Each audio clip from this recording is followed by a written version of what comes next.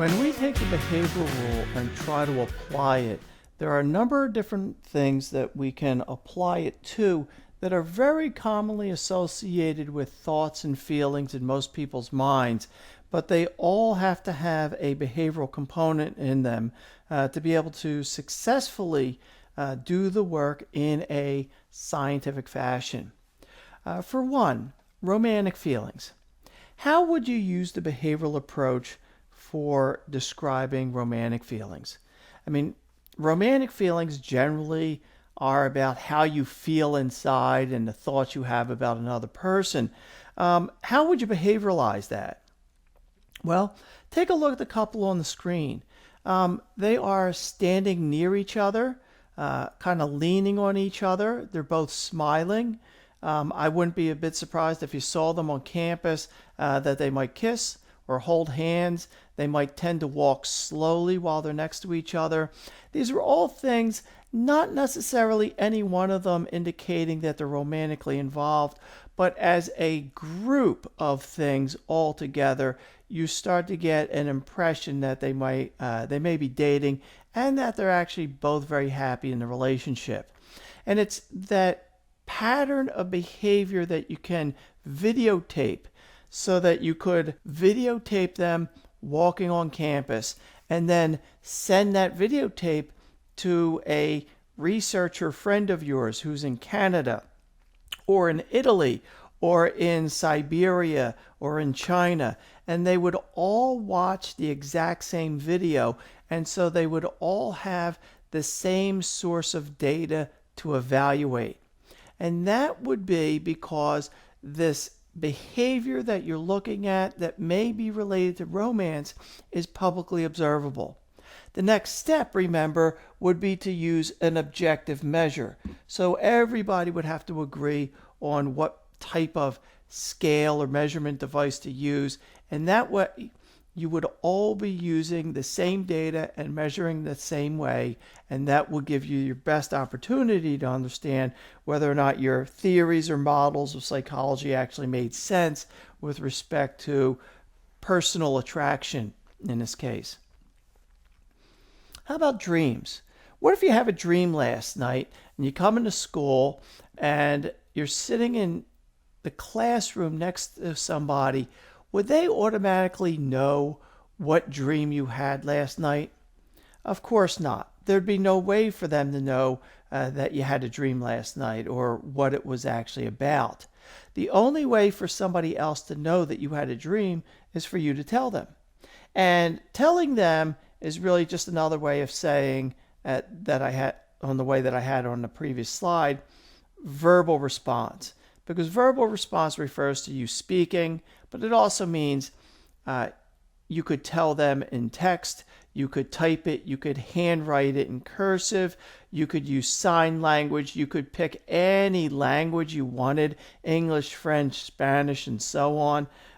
You could draw it out in pictures, but there's some way to convey the information that exists only in your head so that another person can actually understand it.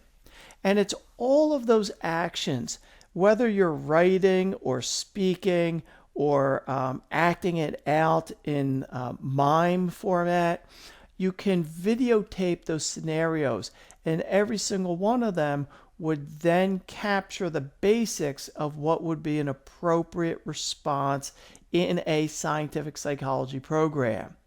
It's not the thought or the memory of the dream itself, it's your ability to express the dream that is actually being measured. Academic knowledge. What if you said, all my friends are smart? Now, why would you actually say that? What would it be that you would have actually encountered that would have led you to make that comment?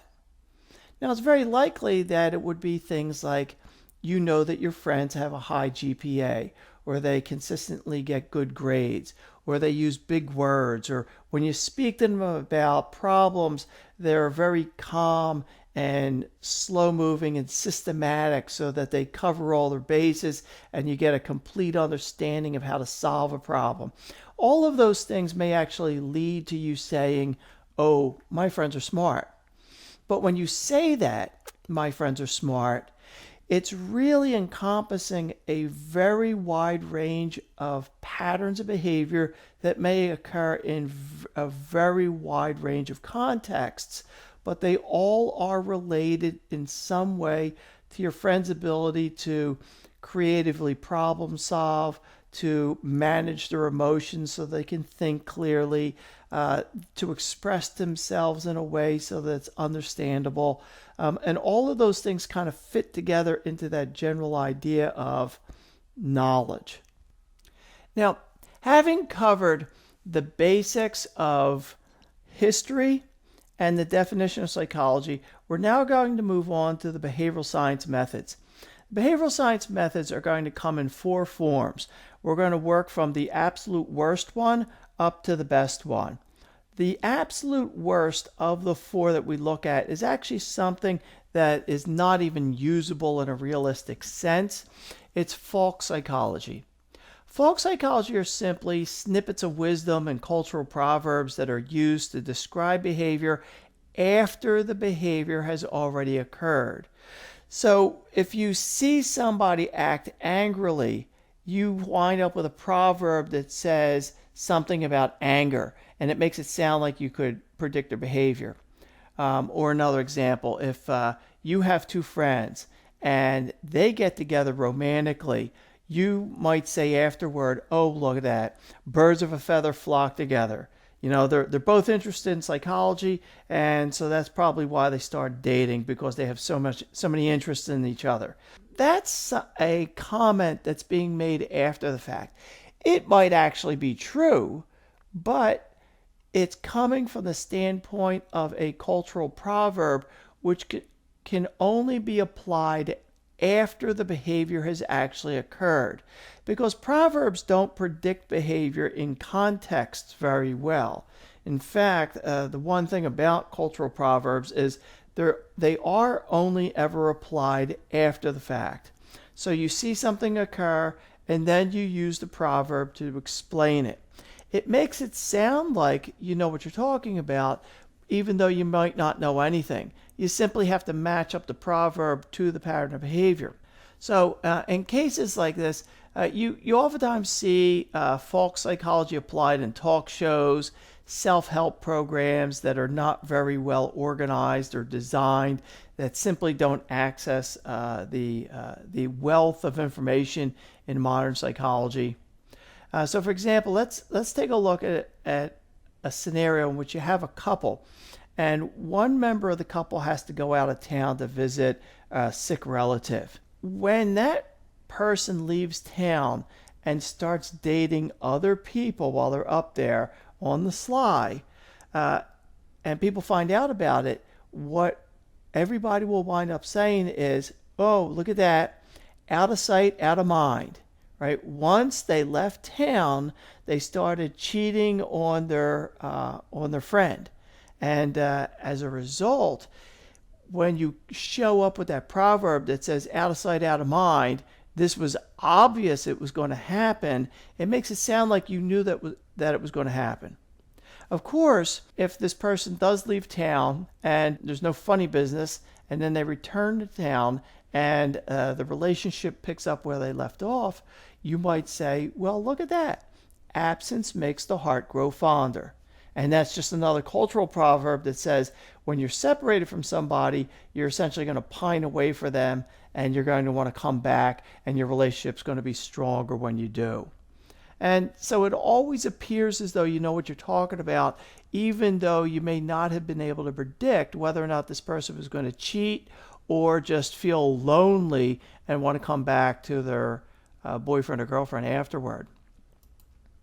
So let's take a look at a question regarding folk psychology. Which of the following is not part of folk psychology? Take a look at the answers, stop the video, and I'll give you the answer in a moment. The correct answer here is B. People should sleep 8 hours per night. That does not sound like it's part of folk psychology. In fact, that sounds like a description of how much sleep you should get based off of a scientific investigation. The others, a clean conscience makes a soft pillow, implies that if you do not have a guilty conscience when you go to bed at night, you'll be able to fall asleep. But if you have a guilty conscience, then you'll have difficulty falling asleep. That, of course, would be true if you felt guilt. But there are people that don't feel guilt, like sociopaths, who do all sorts of bad things all day long, including murdering people, and then they'll just take a nap afterward and go to McDonald's. It means nothing to them. Cultural proverb like this does not really allow you to predict how behavior is going to occur in the future. Crazy people go into psychology to learn about themselves. That's another one which is actually a myth from the early 20th century. In the early 20th century, the idea was that psychologists and psychiatrists themselves were mentally ill, and the only reason that they got into the field was so that they could try to figure out how to fix themselves.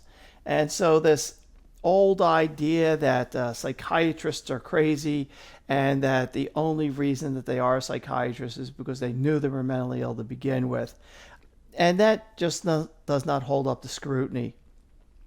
Out of sight, out of mind. Certainly we were just looking at that one. And birds of a feather flock together. That's kind of the opposite of opposites attract. Birds of a feather flock together indicate that people that are very similar to each other would get together or become friends. And then opposites attract is the opposite cultural proverb, which means that people that are very different from each other will become friends. In fact, when you take a look at that, you see how the cultural proverbs got you set up for success in all scenarios. Even though it's not really success, it only looks that way.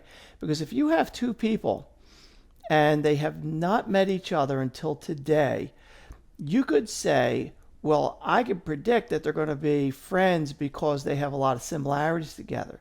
And then your friend could say, oh, I predict they're going to be friends because they're very different from each other. Now, think about your life. Of all the people you meet, most of the time you're friendly with people or at least neutral with them. Enemies are a thing that are going to be much less likely to occur. So whether you pick birds of a feather flock together or opposites attract, it almost certainly seems like you knew ahead of time what was actually going to happen, whereas you're just randomly picking cultural proverbs that are not really very useful. Now, we never want to use folk psychology ever because it just has no value to it whatsoever. The lowest level of actual science that you would want to do is this one, the descriptive method. There's nothing wrong with the descriptive method, but it's very, very simple. The descriptive method tells you exactly what it is. You simply describe what you see. Nothing more, nothing less. You don't intervene on the subject. You don't intervene on the environment. You stay back away from the event and you record it. So there's nothing else to actually talk about regarding why things happened the way they did, except for you to conjecture why behavior rolled out the way it did. And you oftentimes see this in terms of case studies. When somebody has a very unique pattern of behavior, then you'll study that one individual very carefully. But if you don't know why they have that particular characteristic, so for example, they have a fantastic memory for personal life events, and you can't figure out, based on your knowledge of psychology at the current time, how a brain could actually retain so much information, you might just evaluate that person by watching them, and there's nothing else you could actually do except watch. And when you just watch a single person, it's simply called a case study. Case studies are frequently associated with psychology. However, they're very uncommon today. And that's largely because 100, 120 years ago, there were still a lot of patterns of behavior that had not largely been seen by psychologists. And so case studies were more common because one person would wind up with schizophrenia. One person would wind up with a super mathematical memory ability. One person would wind up with a super capacity for artistic work, and that one person would be studied intensely. But now that about 140 years have gone by, you see many more people with these types of characteristics, and if you actually want to study it, you can do it in a group study with statistical processes that makes it actually much better. So you don't see case studies today very much at all. Naturalistic observation simply refers to the scenario in which you observe something that's occurring. Now, I know that's what the descriptive method is, but the term naturalistic observation is usually used in a case where, for example, you're an ecologist and you go out in the woods and you're studying a new type of bird that was just discovered. And you watch the bird and watch the bird and watch the bird. You take pictures of it, you take video of it, and then you go back to your laboratory and then you go over all the data that you collected and you try to piece together how it lives its life. How does it do mate selection? Does it sit on eggs? What does it eat? You just sit back and you watch these things. Basically, every television program on the Animal Planet channel is naturalistic observation. A bunch of guys go to some place, they watch a bunch of animals, they talk about the animals like they're human beings, and then the program ends. Naturalistic observation. Surveys. Surveys and political polls are essentially the same thing. In a survey or a political poll, you're simply asked, did you like this, or who would you vote for? It's a snapshot of what you say at that time. Your answer or opinion might change 5 minutes in the future or tomorrow, but the survey is addressing what you think right now. And you see surveys all the time because market research companies operate them on the internet. So every time you go to websites, you oftentimes get a pop-up that asks you to fill out a survey about your experience on the website. And that's just market research from that company. During years in which there is an election, political polls serve the same job. Who are you going to vote for? Candidate A or candidate B? Oh, I'm going to vote for candidate A. Okay. Well, 5 minutes from now, I might change my opinion because I saw something bad on the news and now I switched over to candidate B. They're very fickle in that sense that surveys only give you information that's good from right at the time that it was taken, but it can't always be used to predict a lot of patterns of behavior in the future. They're very easy to get, and oftentimes companies and market research firms use surveys as a way to try to design a website or make things better, but they really do have kind of a low grade, questionable value overall. Now, one of the things about surveys is they can be manipulated very easily. The way in which you ask a question, the physical context where you ask the question, who is asking the question, whether or not you like the person asking the question, all these things and many, many other social variables as well go into influencing whether or not a survey will be accurate. Now, in a standpoint of scientific psychology, if you're going to conduct a survey, you want it to be accurate. And it's very useful in this case to see how a survey can be thrown into inaccuracy or, worse yet, manipulated for personal reasons. And that's what we're actually going to see in this video. We're going to watch an individual from a market research firm who gets hired by politicians to conduct surveys, always manipulate his surveys so that whoever hires him appears to be the person most people are going to vote for.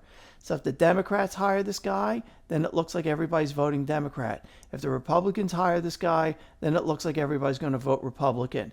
And this guy knows how to manipulate the surveys to get the results that he wants, because it just takes a little bit of manipulation of the way in which you ask questions to be able to manipulate the survey. And that, of course, is very important for you as a scientific psychologist, because if you're conducting surveys on something very relevant, like what is your experience at home during the COVID lockdown, you need answers to be as truthful as possible so that you can understand how behavioral science can improve potential aspects of social lockdowns in any future pandemic. You don't want to manipulate people and get results that just look one way to serve a political purpose. Instead, you want as close to the truth as you can possibly get. We came close in Minnesota last time. This time we're going to win it. During the third week of September 2004, 2 public opinion polls on the presidential candidates were released. It's the same week, so you'd expect the results to be identical snapshots of how voters felt at that moment. But while the Gallup poll showed Kerry losing to Bush by 8%, the Pew poll showed Bush and Kerry in a dead heat. How could the numbers have been so different? We went and asked a guy who creates these numbers for a living. I'm Frank Luntz, and I'm a pollster and communications consultant. Luntz has run more than 500 polls for corporations and lobbying groups, but he's most famous for his work with Republican politicians. Remember the contract with America? In 1994, Luntz measured public support for the ideas and buzzwords that went into it, and that helped Republicans regain the majority in the House of Representatives for the first time in 40 years. That's funny. You'd think he'd have a nicer apartment. The key in survey research is to ask questions that people care about the answers, and to ask a question in a way that you get the right answer. The right answer? So who gets to decide what is the right answer? The pollster. What you will find is that to virtually the same question with just a single change of wording, you'll get a very different reaction in terms of how they think and how they feel. Luntz hit the streets of Santa Monica to hit on old ladies. I mean, demonstrate his point. Watch how he got this man to give 2 different answers about government spending on illegal immigrants. Does the federal government spend too much or too little on social programs for illegal immigrants in this country? I think they spend too much on illegal programs for immigrants. Would you deny emergency room care to an illegal immigrant? No, I wouldn't. Would you deny the children of illegal immigrants the ability to attend the public school here? No, I wouldn't. So you'd spend money on education for them, and you'd spend money on health care for them, but you think we're spending too much money on them? Yeah, I do. See? He got the answer he wanted, which means he can get the numbers he wants and can act like it's true and scientific. But don't worry, we can play that game. Most people don't regard what I do as manipulation because it's based on science. But there is a little bit of art to it. More than a little, Matisse. Let's play along. Approximately 10 cars drive by during this clip. Hey, Luntz, you're an idiot!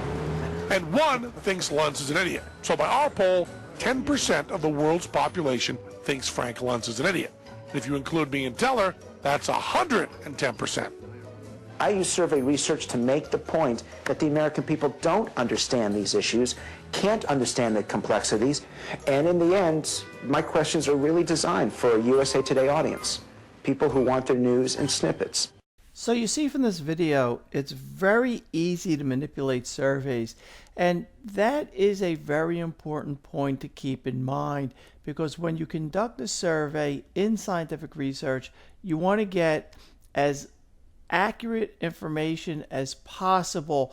And one of the ways in which to do that is to ask a question in many different forms. So essentially to ask the same question 3 or 4 times over throughout a survey, but in slightly different ways, to see whether or not there's a consistency in the way that the person answers.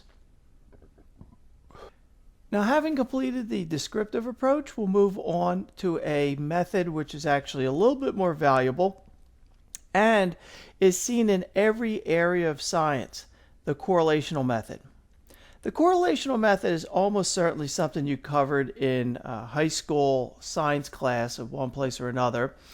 You are simply taking a source of data that has 2 variables to it and plotting them on a graph. So the simplest source of data that we could talk about are height and weight. Everybody has a height, everybody has a weight. Now, if you took your height and placed it on the x-axis and your weight and you placed it on the y-axis, you could plot height and weight together with yourself and 300 other people to see if there's an overall pattern between height and weight for the 300 people that you measured. And in fact, there very likely would be. In fact, that would be a positive correlation. As people tend to get heavier, they also tend to be taller. Or you could say it the reverse way. As people get taller, they tend to become heavier. It doesn't mean that taller people are fatter. It's just that taller people simply have more stuff, right? More bones, more muscle, more blood, more everything. And so they're going to weigh more. And that would be seen as a positive correlation. Positive not because it's good. It's just a positive correlation is referred to one in which as the X value goes from low to a high value, the Y value will also go from a low to a high value. Now, negative correlation. A negative correlation can be seen if you try to correlate how irritable a person is with the number of friends that they have. So let's suppose we have this hypothetical irritability measure. And if a person is very irritable, would they have a lot of friends or very few friends? Well, if they're irritable, they probably don't have a lot of friends because they're going to be difficult to get along with. So if you take a look at the negative correlation graph, if we placed irritability on the x-axis and the scale went from low to high, for people that have low irritability, they would probably have a lot of friends, right? The number of friends would be on the y-axis. And as they become increasingly more irritable along the x-axis, the number of friends that they would likely have would decrease over time. That we would call a negative correlation. Negative correlations always look as they do on this particular figure. It's always a downward sloping graph. And in a scenario like this, we call it a negative correlation simply because as one value goes from low to high, the other one goes from high to low. And so it always produces this decreasing set of data. Then the zero correlation. The zero correlation is when there's no relationship at all between X and Y. So maybe the length of your hair and the number of books you read last year. Those are probably completely unrelated to each other. And so if you measured the length of a person's hair and asked them how many books they read, you might wind up seeing what you see in this figure for zero correlation. The data are everywhere. There's no consistent pattern to them. And so that would be referred to as a zero correlation. Positive, negative, and zero correlations are actually very important for science in general because oftentimes these are done during scenarios in which you cannot actually measure what's truly going on.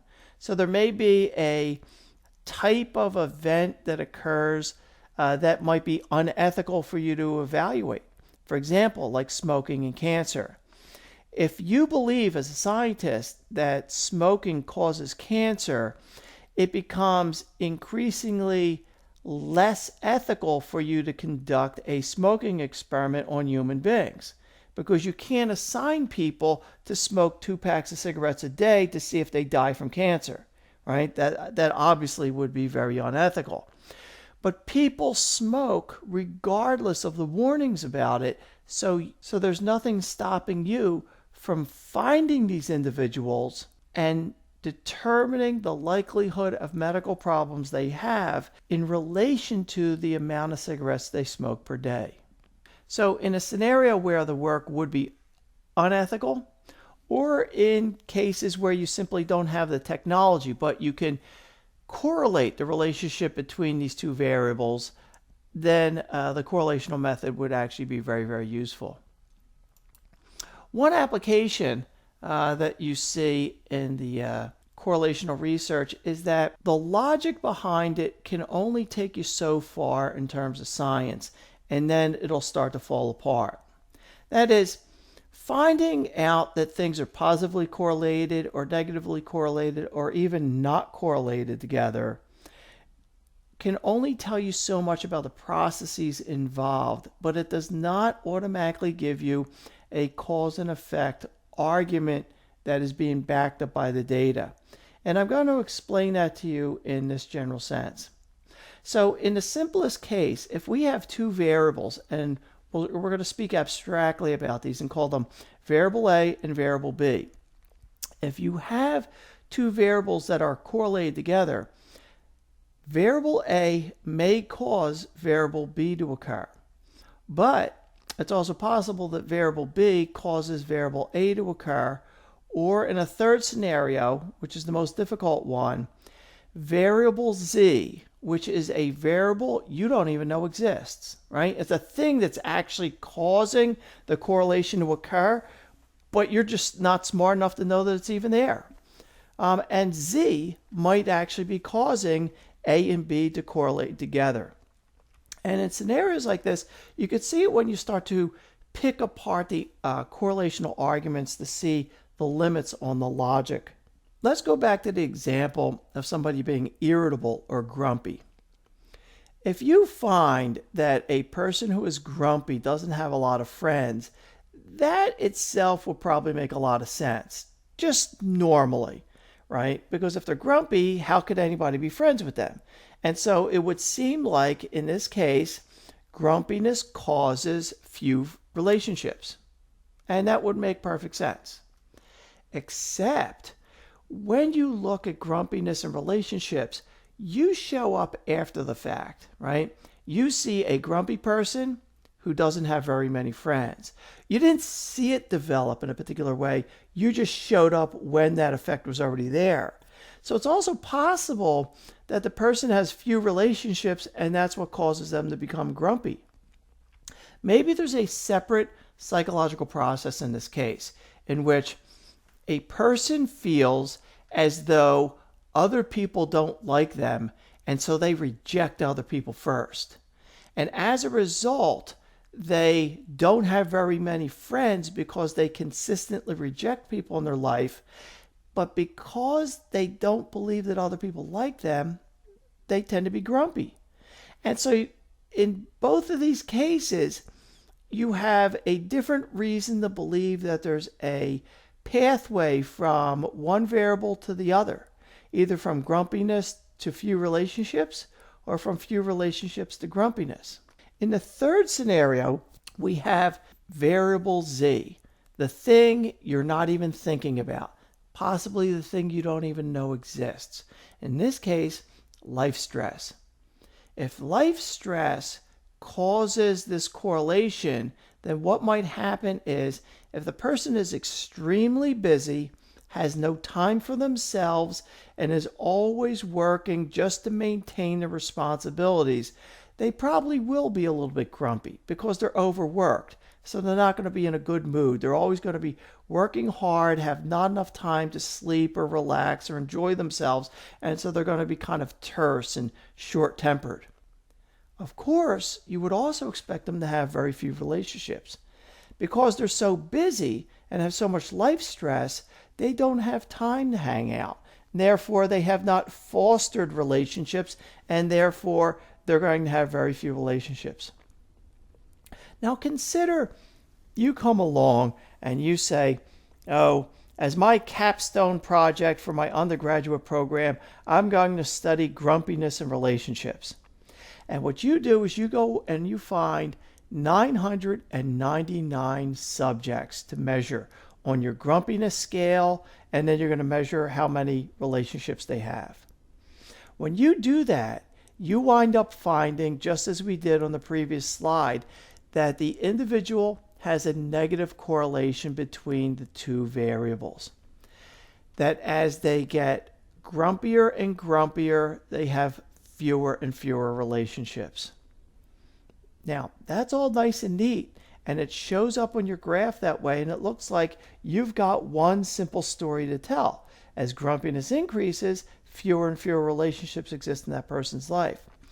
Except what you've got now is a scenario of these 999 people in which 333 are represented by grumpiness causing few relationships. The second set of 333 actually have this weird psychological problem where they reject people and they have very few relationships because they reject people, and therefore they become grumpy because they hate everybody. And the last set of 333 have life stress, which irritates them and does not allow them to foster relationships. So you have one graph with one basic trend line of data, but three completely different processes occurring. And all of those three separate processes all support the one negative correlation that you have. That is very, very important to recognize, because when you do correlational research, it does not guarantee that you can draw a cause and effect relationship from one variable to the next. There may be multiple processes occurring, and you will simply have to do more research, hopefully in a better experimental fashion where you can control your variables so that you can get at what's actually happening. And all of this leads to a statement that everybody in an advanced technological society should certainly be aware of. Correlation does not mean causation. Just because two things are correlated together does not at all mean, in any logical sense, that there has to be a cause and effect relationship between those two variables. It simply doesn't hold up.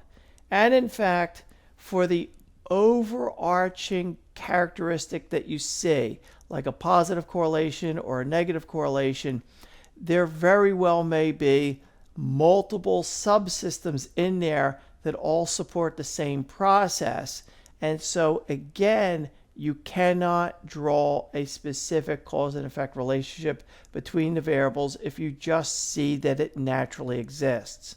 Correlation does not mean causation is applicable in all aspects of your life. In fact, it's frequently seen on medical health watch programs where they tell you that drinking more wine leads to less heart attacks. You'll hear about how some researcher in France did a study that evaluated the number of glasses of wine you drink and the number of heart attacks you have in your life. And they found that drinking more wine led to less heart attacks. And what's always implied in that case is that there's some specific chemical in wine that has not yet been detected that somehow clears out cholesterol or does something else that improves your cardiovascular health so that you're less susceptible to heart attack. But when you hear these things, you have to ask yourself, who's drinking 3 glasses of wine 7 days a week, right? Month after month. The laziest person, maybe an alcoholic, somebody who might have a completely different lifestyle where they don't do a whole lot. And it might actually be the reduction in stress, given that they have so little to do that they could be drinking this much wine each day, might indicate that it's a reduction in stress that's actually leading to fewer heart attacks and not actually the wine itself. So that maybe somebody who's relaxed and just lets life roll by and doesn't drink any wine might also have very few heart attacks as well. But those people wouldn't actually show up in a correlational study between wine and heart attacks because you'd only be looking at people that drank wine, not anybody that did not drink wine. That leads us to the final process here, the experimental methodology. In the experimental method, you want to control as much as possible to make the best conclusions that you can between your independent and dependent variables. Remember that your independent variable is the one variable that the experimenter manipulates, and the dependent variable is the variable that gets measured as data. D for dependent variable, D for data. Your dependent variable is always the data that you're collecting from the experiment. In the experimental method, you try to control the environment as much as possible so that there are not extraneous variables manipulating what might actually happen to your subjects and modifying their behavior. You're controlling the specific variables that are going to be imposed upon your subject and the degree to which they experience these variables. So experiments in the behavioral sciences start off in a way, in particular because you're dealing with living organisms like human beings, always with randomization. Why do you have to use randomization in experiments with human beings? It's because of this. You recognize as a good scientist that you don't know everything about people, and that the reason why a person decides to come into your experiment and sign up when they do might in some way influence the results that they give you. So that try to imagine, of all the people in society, there are going to be some people that are going to be willing to do an experiment and some people that will absolutely reject it. Some people, when they do participate, they're going to participate very timidly. Other people are going to participate very actively. And these differences between your subjects may wind up influencing the types of data that they give you. And because you don't know exactly what personality or life history events might actually influence how these people behave, you have to randomize these subjects across all your groups so that the various differences that you have no control over gets equally distributed through a statistical process to all the various groups, so that there is less tendency for one particular personality factor to affect one group as opposed to another. After your groups are formed, they have to be treated exactly the same except for the presence of the independent variable, which, let's say, is a new pill that helps you fall asleep at night. Okay, so you're going to have a group that does not take the drug, then a group that takes a low dose, a medium dose, a higher dose, and then a really high dose. And in that case, you would expect as you increase the dose of the drug, people will fall asleep faster. Maybe they'll fall asleep for a longer period of time. Maybe they'll feel differently when they wake up. There's all sorts of things that you could actually measure in this case, but you're going to have a consistent pattern between a control group and groups that get treated with a particular drug. Then, in the end, the data get compared to evaluate the differences between the groups in a statistical sense. That will always involve some statistical measure, some statistical test. So let's ask a question about the experimental method. Why is randomization used?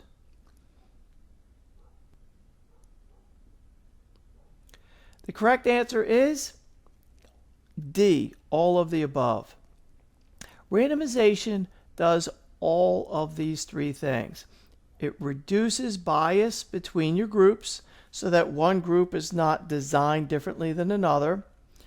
It's based on the idea that a statistical estimation of error will be spread equally across the groups, and it improves your statistical conclusions. All of those things are done when randomization occurs. So if you ever hear in a behavioral study that randomization was not used, it is an automatic guarantee that the work was correlational. But it is not an experimental technique. It is simply correlational, so that it's not the highest level of science that you could do, but it's somewhat of a step down. Now, we could take a look at how the experimental method plays itself out in a very general sense. On this slide, we have a description of the general process of science on the left-hand side and a general description of a basic group study on the right-hand side. Let's take a look at the process of science first. Any scientific question always starts off with a hypothesis. And a hypothesis is just a fancy name for an experimental question. And these come from any number of different places. Oftentimes I see psychologists recognize particular principles of behavior in their own life, so that, just as they're being a person and going to the store and going to work and talking to students and so forth, they begin to recognize patterns of behavior in people, and they may actually follow up and address them as specific questions that can be turned into an experiment in the laboratory. Then the experiment occurs in which data is collected, and then finally that data is going to be fit back into some general theory that tries to explain the behavior. And once that theory is absorbing the data, there's almost always a difference between what data was collected and the results, and how well they match the theory in general. So the difference between the data that were collected and the way the theory approaches it always leads to a new question or a modification of the theory itself. And so then another experimental question is developed, another experiment is conducted, the data from the experiment are fed back into the theory is either modified or updated, and then another question comes from that, and then round and around you go. And there hasn't been anything since the beginning of science in 1600 that has completed this cycle yet. For every area of study that has ever been evaluated in physics or chemistry, biology or psychology, everything that has gotten started has continued on in a process like this without end, at least so far. Now, inside of this whole process, we see a triangle with prediction and control. And there are two things, prediction and control, that are very important in terms of science, because ultimately what you want to do is to be able to predict and control patterns of behavior, given that we're in a psychology class, right? You'd want to predict and control the physical world if you're a physicist, or, chemicals if you're a chemist, or, single cells in a biology department. Here we want to predict and control human behavior. Now, there's a big difference between prediction and control, and as the figure shows you, prediction leads to control. Control is kind of above the level of prediction itself, because there are patterns of behavior that you can predict in which you have no capacity to control. And if you can't control it, then you can't make it happen when you want it to. However, if you can control a thing, then you can make it occur when you want, and also, therefore, you can predict when it occurs, because you're controlling it. So if you control it, you can make it occur whenever you want, and you know how to control it. But predicting itself is just a matter of recognizing when something's going to happen, but having no capacity at all to be able to manage why it's happening the way it is. So, for example, in a very simple sense, I can predict that anybody listening to this video will breathe sometime over the next 1 hour. Now, that seems awfully ridiculous, right? Of course you're going to breathe over the next hour. Well, yeah, but I'm also predicting it. And in fact, it's so I can predict it so well that I can say 100% of the time I'm right in this scenario. I'm never wrong about this. And the only other option would be if somebody dropped dead. And it's not really what we're trying to get at, though. If people are alive over the next hour, 100% of them would have had to have taken a breath. That prediction is fairly ridiculous, obviously, but it is a prediction. Now, if I were to say I could control breathing, then I could make you breathe as fast or as slow as I wanted, and I can change the pattern of breathing whenever I wanted, and that would indicate that I had greater knowledge, because predicting when somebody breathes is not the same thing as knowing the underlying principles of why respiration occurs and being able to manipulate it. So control is always above the issue of prediction. But prediction and control very much go together in control itself. When you can control a subject matter, then you can also predict it. But you can predict things without being able to control them. And that is just part of the learning process. Now, if you look at the right-hand side of the figure, you see a general description of how we were talking about experiments. You have a group of subjects, all of which are going to be in your experiment. They will get randomly assigned to either a control group or an experimental group. In a control group, in this case, your subjects are going to read 5 pages of text, and then they're going to be assessed on their memory to see how well they learned it. In the experimental group, they're going to be given the exact same 5 pages of text, but they're also going to be shown flowcharts.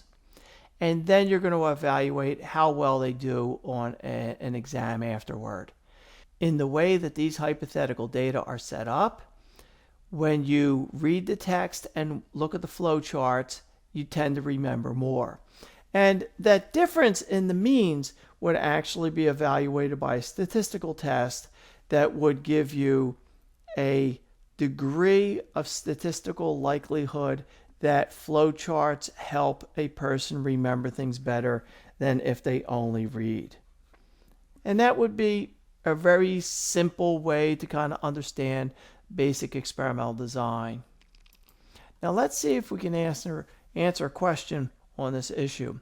Which of the following would be most useful for a scientist? Predicting behavior, controlling behavior, theorizing about behavior, or creating new experimental questions? Of course, the correct answer is B, controlling behavior.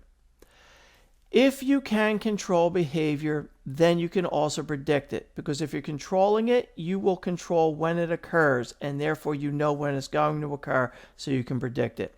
But if you just predict it, you don't necessarily have an ability to control it. Theorizing is not a primary goal of science. That is a mistake. And creating new experimental questions is an irrelevant issue with respect to the broader topic of science itself. In our final slides here, we actually have a couple of movies to look at. So what I want to do is just talk about, in general, how the process of science operates in the behavioral sciences. The behavioral sciences operate along a very statistical process. You do not see exact representations of how a person will behave sometime in the future. In fact, most often, even over short periods of time, behavioral scientists will make predictions based upon a statistical likelihood that things will occur.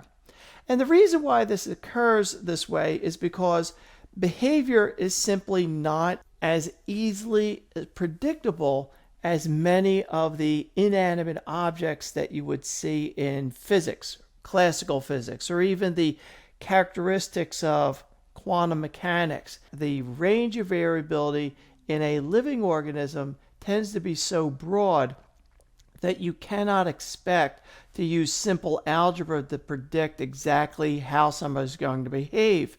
Instead, you must use a probabilistic method. That probabilistic method comes from the use of formal statistics.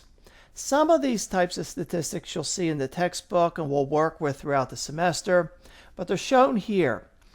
Basic probability is very common in psychology, and this is just your ability to predict the likelihood that one event and another event will occur together or not occur together. Very simple, basic probabilities. Correlational research and the statistical tests that go along with it. So as we were talking about the correlational methodology before, and the positive correlations, negative correlations, and zero correlations, there are statistical tests that go along with these types of events that give you specific numerical capacity to estimate the likelihood that a person will behave in a particular way, as well as the normal distribution, which you'll get a taste for in the textbook somewhat. The normal distribution is a very important mathematical property that comes out of any set of data that you have. Now, we're going to take a look at how these types of statistics are actually applied. And in this particular short video, we're going to look at how some basic statistical reasoning takes place in a simple experiment.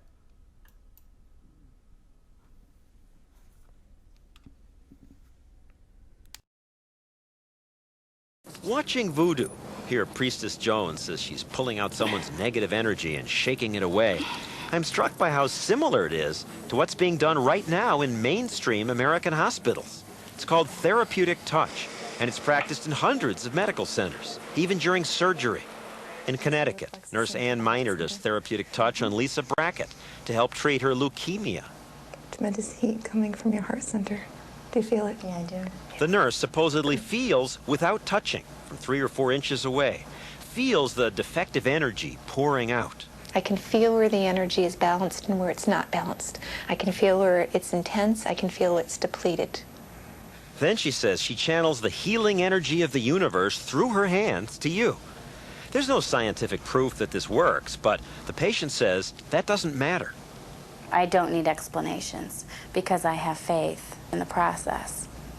That's a really wonderful thing when you feel helpless, terrified,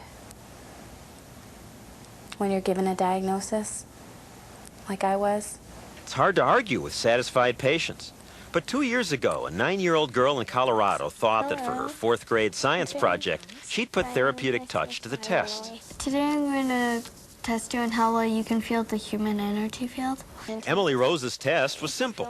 She asked practitioners of therapeutic touch to feel the energy from her hand. But first, she had them put their hand through a towel and piece of cardboard so they couldn't see where her hand was. She didn't ask them to heal anything. She just asked the most basic question. Tell me which of your hands you think my hand is over. Left. Again and again, touch therapists failed the test. Left. Amazingly, they kept volunteering to take the test. And even when they failed to do better at picking the correct hand than they would have done flipping a coin, Right.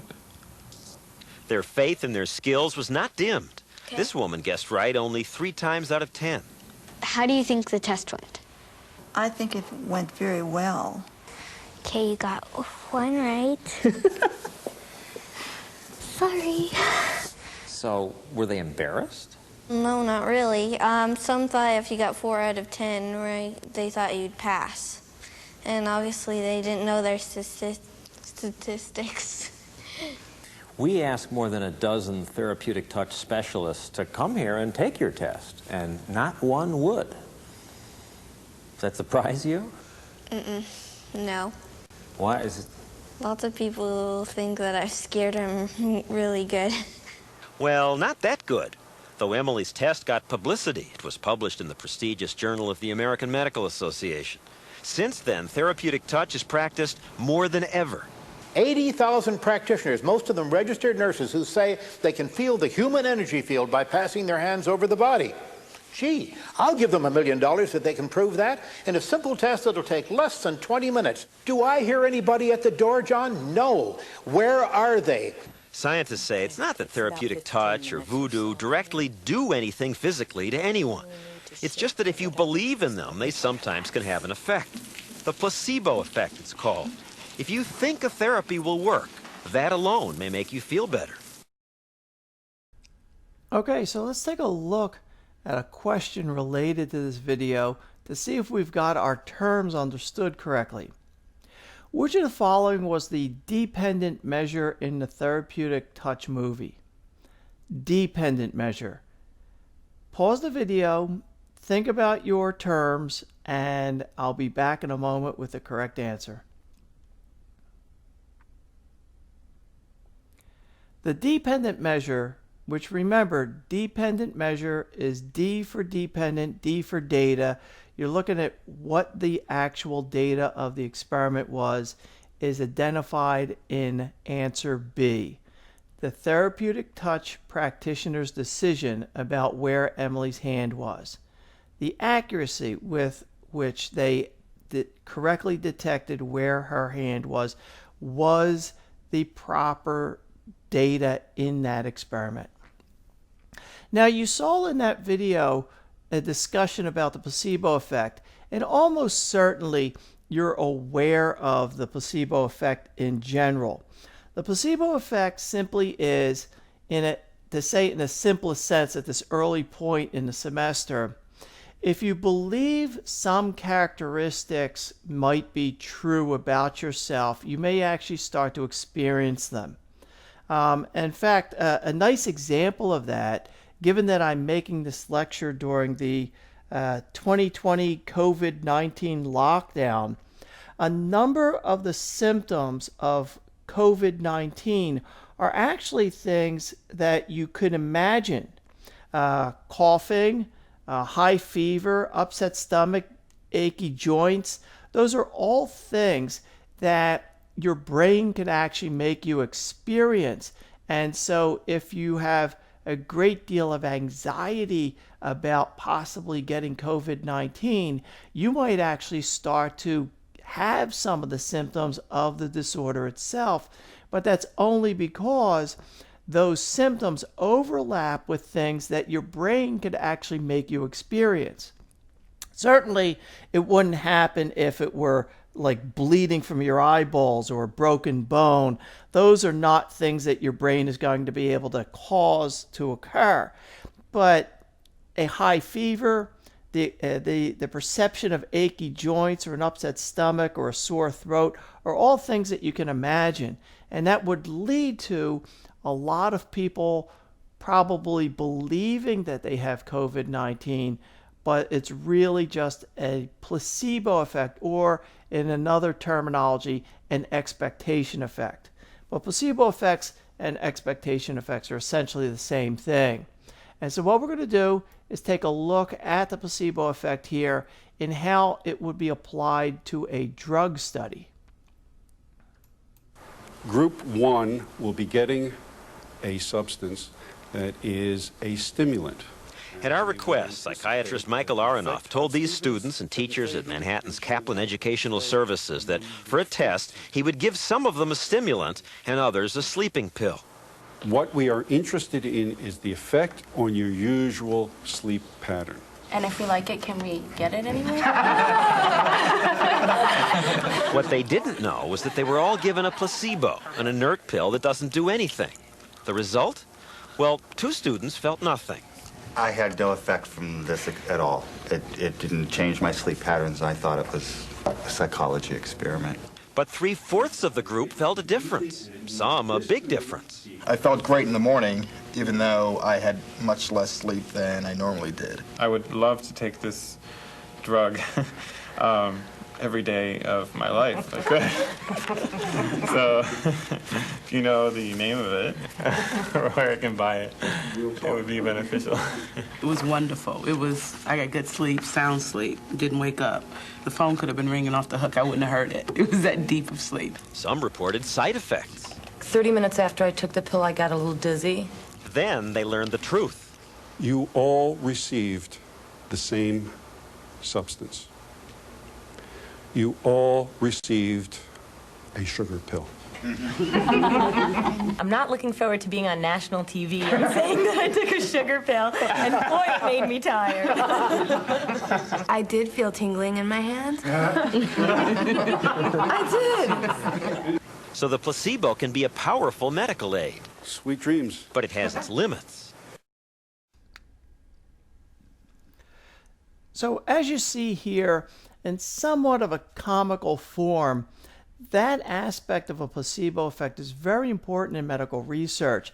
It has to be ruled out experimentally, because if you participate in medical research and you're being told that you're going to get a blood pressure medication and it might make your blood pressure drop a little bit so that you may start to feel dizzy, that might cause you a little bit of anxiety that you might not even be consciously aware of, and you may start to feel a little bit of dizziness. And dizziness is a characteristic that your brain could just make you feel. And so as a result, there are going to be some people that will experience these side effects. So you need to take a group of individuals that don't realize they're being given an inert substance like a sugar pill and tell them that they're actually getting the pill and that they might have side effects, and then wait and see what they say. The number of people that report having dizziness or other types of side effects needs to be subtracted from the total number of people that actually have those side effects in a group that actually gets the pill, and that's where you'll know how much of these effects, these side effects, occur from the drug itself. So this placebo effect is actually a very important thing, and it's very important to manage the way in which these experiments are conducted. So let's take a look at this question. What was the independent variable in the placebo effects movie? Now remember, the independent variable is the variable that the experimenter is manipulating. Pause the video, and I'll be back in a moment with the answer.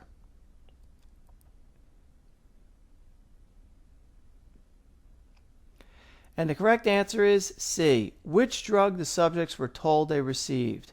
So they were all told that they were being given a sleeping pill, and many of them reported actually having much better sleep, despite the fact that they were given an inert substance. A sugar pill, apparently, from what the psychiatrist said in the video. And there's no reason that a small amount of sugar should make you sleep better. It's just that they were told that they would sleep better. They believed the psychiatrist, and so when they took the pill and they laid down in bed, they expected themselves to fall asleep better, and they did.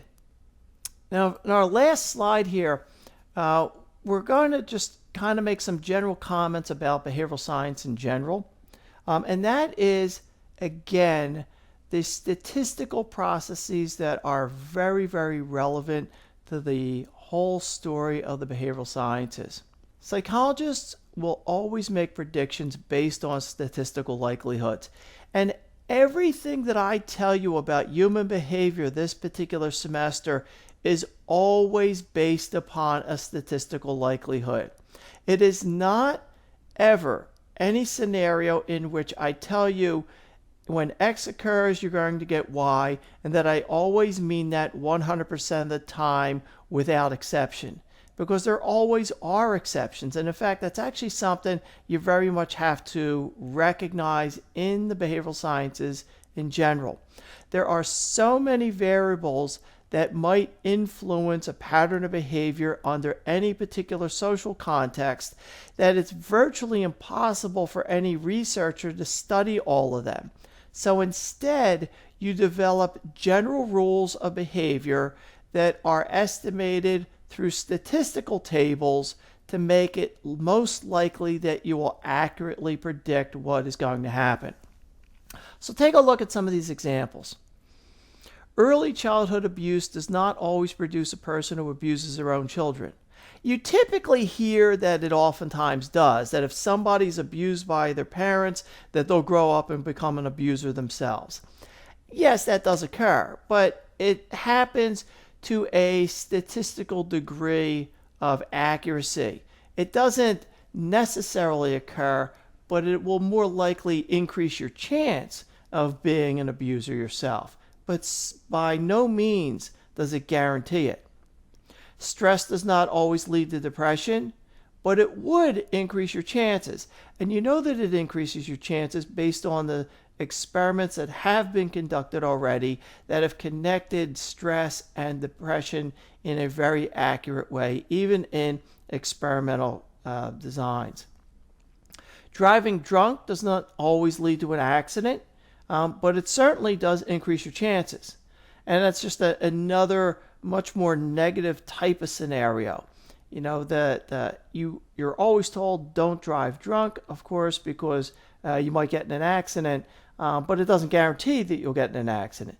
And of course, I'm not proposing that everybody start driving drunk, but it is always a statistical issue. Many people will drive drunk and get home and not get in an accident. Other people will get in accidents without being drunk. But if you want to increase your chances of an accident, then increasing the amount that you drink will most likely do that for you.